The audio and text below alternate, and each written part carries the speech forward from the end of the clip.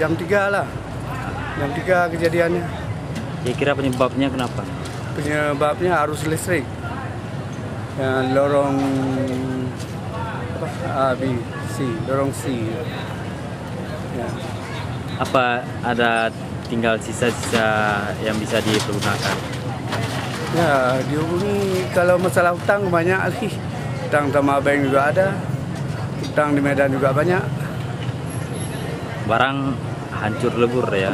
Barang tidak ada satupun yang bisa kita apa lagi. Sudah habis semua kan. Sudah jadi debu semua nih.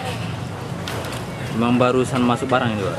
Ya, baru pulang. Semalam anak udah pergi ke bandar tuh, pasal saya nggak usah belanja dulu, saya bilang. Ya, karena ini barang nggak ada tempat lagi lokasinya kan. Ya. Berapa kerugian? Nih di sini. Lebih kurang 200 ini kan, 3 pintu ini, 3, 1, 2, 3, lebih 200. Ya, harapan kepada pemerintah sendiri. Bagaimana lah kalau pengharapan saya ini kan udah saya pasrah aja bagaimana, ya kan?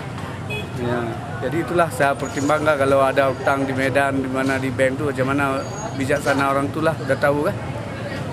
Karena ini kan bukan kerja sengaja.